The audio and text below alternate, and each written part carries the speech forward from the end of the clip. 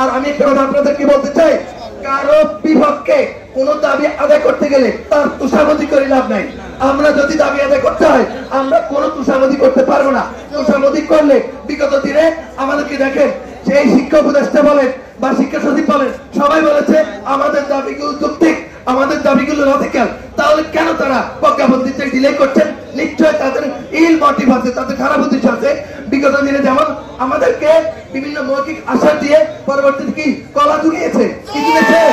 কলা ঝুলিয়েছে। ওনারা চাচ্ছে কোনোভাবে এবারও আমাদেরকে এভাবে করবে, পরবর্তীতে একটা নির্বাচন দিবে, নির্বাচিত সরকার এসে যেই লাভ সেই কত আমাদেরকে সে একই পর্যায়ে রাখবে। সুতরাং আমরা এই সরকার যতদিন আছে ততদিনের মধ্যে আমরা চাই ঈদের আগে আমাদেরকে একটা লিখিত প্রজ্ঞাপন ছাড়া আমরা ক্লাসরুমের তালা খুলবো না।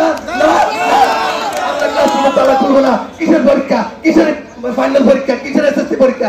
আগে আমি বাঁচলে আমার বাচ্চারা বাঁচবে। আমি কথা বলতে পারলে আমার বাচ্চারা শিক্ষা পাবে। আমি নিজে কথা বলতে পারতেছি না, তাহলে আমাদের বাচ্চাদের পরীক্ষার হলগার দিন কে? আমি তো দিতে হবে, আমাকে আগে বসতে হবে। আমার 1000 টাকা বাংলাদেশের কোন জায়গা আছে? 1000 টাকা দিয়ে কোন বস্তির মধ্যে? আমি কি বেসালার? আমার পরিবার আছে, আমার ছেলে সন্তান আছে, আমার পিতা মাতা আছে। তাহলে আমাকে 1000 টাকা, এটা হচ্ছে একটা হিপোক্রেসি। এই স্বাধীন দেশে এটা হচ্ছে ভণ্ডামি, আর কোনো কিছু হতে পারে না। একটা প্রহসন প্রকাশ্য একটা বেহায়াপনা আমাদের সাথে করতেছে। 1000 টাকা, এটা কোন ধরনের বাড়ি ভাড়া? 500 টাকা, 700 টাকার নিচে যে প্রাইভেট মেডিকেল থেকে এমবিবিএস কমপ্লিট করছে তারও 700 টাকা, আমাদেরকে 500 টাকা। এটা কোন ধরনের হিপোক্রেসি? এটা কোন ধরনের প্রহসন আমাদের সাথে? আর দেখেন, এখনো পর্যন্ত উপজেলা ভিত্তিক প্রাইমারি শিক্ষক নিয়োগ হয়, অথচ এনটিএসসির মাধ্যমে উত্তরবঙ্গের লোক দক্ষিণবঙ্গে, দক্ষিণবঙ্গের লোক উত্তরবঙ্গে, পূর্ববঙ্গের লোক চুয়াডাঙ্গার লোক নীলফামারী, লক্ষ্মীপুরে এসে। তাহলে তিনি কিভাবে তার ফ্যামিলি নিয়ে এই জব কন্টিনিউ করবে?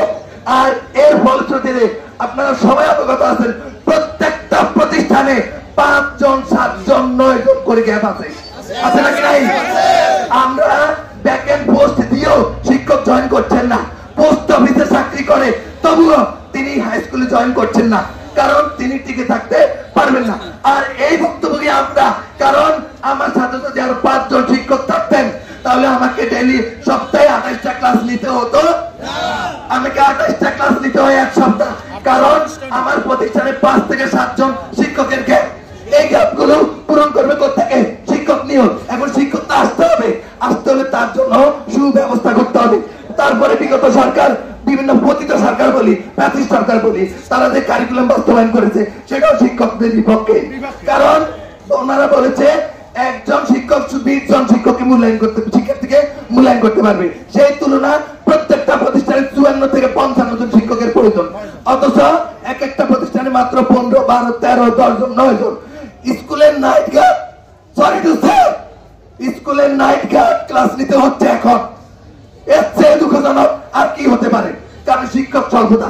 এতগুলো বাচ্চাকে আমরা কিভাবে মেনটেন করবো? শিক্ষক তো আসতেছে না। তাহলে শিক্ষক আসতে হলে শিক্ষা ব্যবস্থার শিক্ষকদের মান উন্নয়ন করতে হবে। আমরা যদি আমাদের দাবিগুলো যৌক্তিক মনে হয় তাহলে যৌক্তিক ভাবে সমাধান করুন। আর যদি সেগুলো অযৌক্তিক হয়, কোথায় অযৌক্তিক আছে? আমাদেরকে ফেস টু ফেস কথা বলে 22 দিন 34 দিন পর্যন্ত আন্দোলন করার পরেও প্যাথিস্ট সরকারের একজন ব্যক্তি শিক্ষকদের সাথে পরামর্শ করে নাই। এবং সেই কারণে বিগত সরকারের পতনের সূত্রপাত সৃষ্টি হয়েছে। আমরা চাই না এই সরকার বৈষম্য দূর করার জন্য বসেছেন। তিনি এখন 90 দিনের পরিবর্তে তিনি এখন 6 মাস 7 মাস অতিক্রম করছেন। লাগলে আরো 7 বছর করুক, আমাদের কোনো আপত্তি নাই। আমরা কোনো রাজনৈতিক সংগঠন না। আমরা চাই আমাদের দাবিগুলো তিনি নিরসন করে দেবেন। উনি একজন বিশ্বমানের শিক্ষক। আমাদের এটা সৌভাগ্য, আমরা এমন একজন ব্যক্তিকে পেয়েছি তিনি বিশ্বমানের একজন টিচার। তাহলে তিনি যদি না বুঝে, আমরা তাকে উপদেষ্টা হিসাবে পেয়েছি, তিনি একজন অনেক কোয়ালিফাইড একজন টিচার। তাহলে আমরা যদি ওনাদের কাছ থেকে সমাধানগুলো না পাই, আমরা কাছ থেকে পাবো? স্বাধীনতার 54তম বছরে এসেও আমরা আজকে ক্লাসের শিক্ষার্থীদেরকে রেখে আমরা আজকে উপজেলার সামনে আসতেছে। আমরা রাস্তায় মার্চ করতে হয়েছে।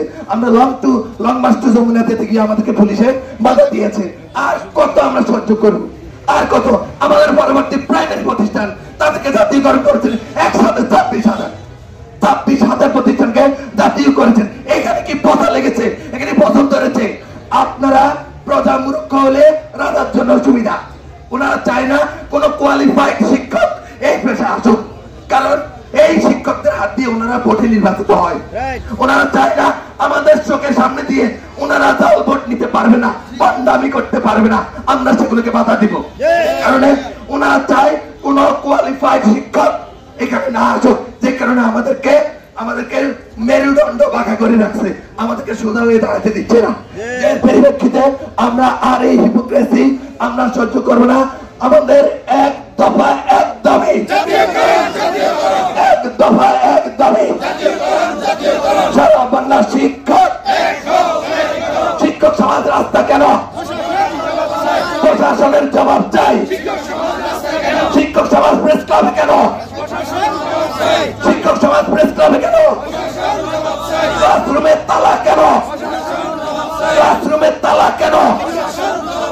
শিক্ষার্থীরা ভার্সিটি নিচ্ছে না কেন? শিক্ষার্থীরা পাক পাচ্ছে না কেন? শিক্ষক সমাজ রাস্তায় কেন? আমরা আর এই 54তম বছরে এসে আমরা যেন আবার ঈদের পরে আমরা যেন কোন আন্দোলনে যেতে না হয়। আমরা সারা জীবনের জন্য আমরা এই ধরনের আন্দোলনগুলো বন্ধ করব যদি আমাদেরকে আপনারা একটাই জাতীয়করণ, তাহলে আমাদের স্কুলে যাবতীয় আয় সবগুলো আপনার কোষাগারে চলে যাবে। আমাদেরকে আপনারা সম্মানিত করবেন, আমরাও আপনাদেরকে সম্মানিত করব। ধন্যবাদ সংগ্রামী।